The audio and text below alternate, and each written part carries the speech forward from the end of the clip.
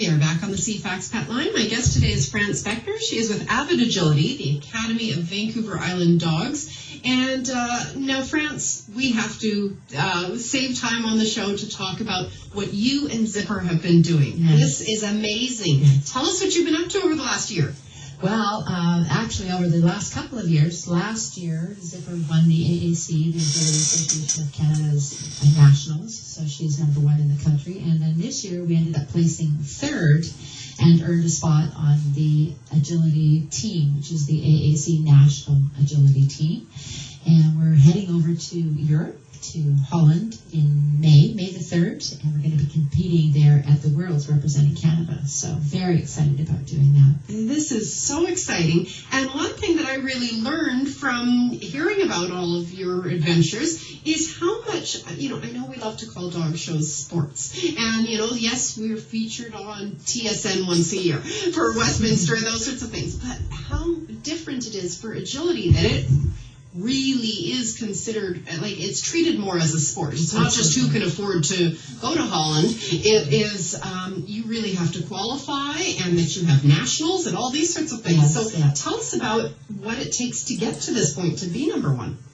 Well, in every different height, as we talked about earlier, there are dogs who excel, and at the nationals, it's developed over a couple of days. You have to compete in 3 different events each day, or depending on how the format is. And the dog must there have fault-free and the best score, and the accumulation of scores at the end of the day, and that ends up giving you your national championship. So those points are awarded to the people who would like to go to the national team, and then you have to accumulate so many points from the nationals in order to be part of the national team that eventually obviously goes to the World Agility Championships. This one is going to be in Europe this year. So. Now, how many countries, I hate to put you on the spot with this, but approximately how many countries compete? I believe there's anywhere from 16 to 20 countries. They're from all over Europe, as well as Japan. And we have the U.S. is also going, as well as Canada. So this is the IFCS. There's a few different agility associations that have world teams, and there are more of them growing all the time. So there's the European Open, which everybody can go. Canada is sending 18 members from Canada over to the World Championships this year. So we are from all over Canada. They're assembled from all over the place, and they're the best of what the Canadians have to offer. So we're looking really forward to being able to go there and represent Canada. Now, how different is it going to be over there as far as the tracks go and the obstacles? I mean, I would assume they all have to be fairly uniform to be competing together. Yes, the obstacles are very uniform.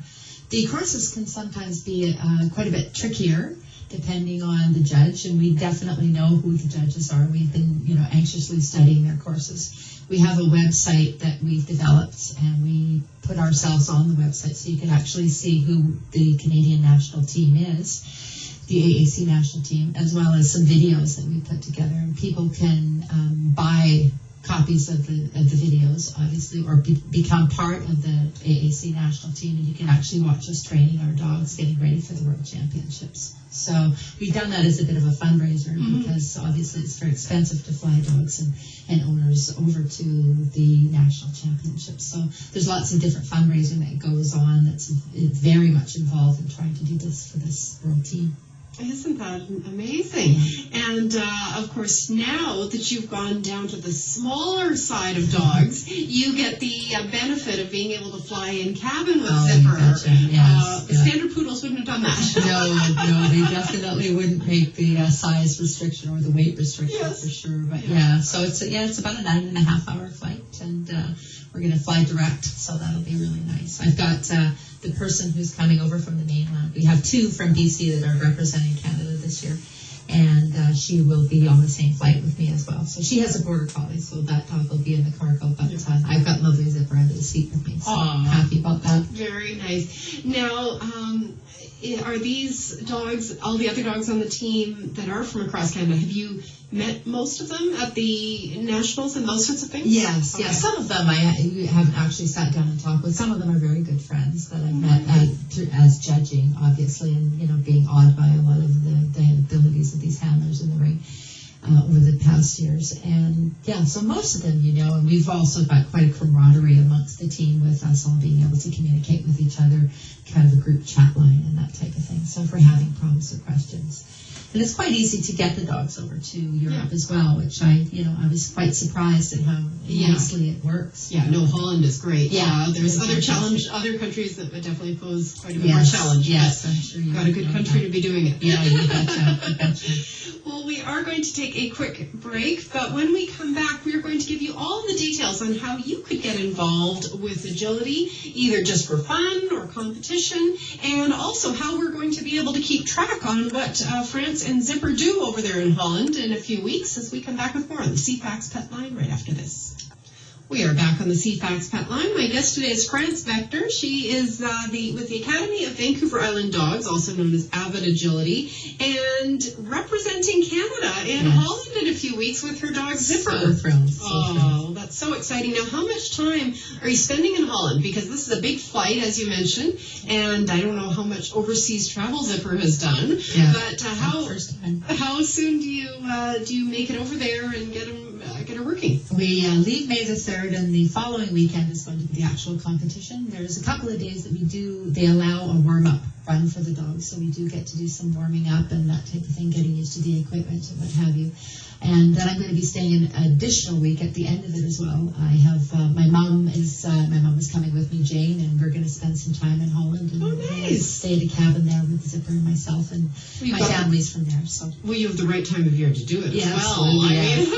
It couldn't be more perfect. This could be November or December, when they so kindly put so many of these things. Exactly. So that's terrific. Now, how can people follow what you're doing over there and find out the outcome? Well, we're definitely going to have a link on our website. It's www.avidagility.com. And then people can look it up. They have a live video stream that's going to be happening. So the time difference might make a bit of a difference, but hopefully some people might be able to stay up or get up early and be able to watch us. So they can keep track of us there, as well as we very will obviously be plugging away and letting everybody know exactly how everything is going there. So we'll definitely have a link to it on our website. Very good. Well, we will have to also have you back on the program on your return to let us know.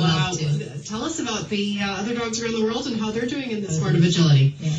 People can go to our website and find out when those are. Okay, and that is avidagility.com. Correct. Okay, yes. not .ca. Yes, .com. Very good. Well, good luck at the World. Thank you so much. So exciting. Yeah. And as I said, definitely have you back afterwards to fill us in on how you and Zipper do. Perfect. Thrilled to represent Canada. Well, thank you so much. And once again, that's avidagility.com. Thank you to TJ for producing today's show, and have a great week, everyone.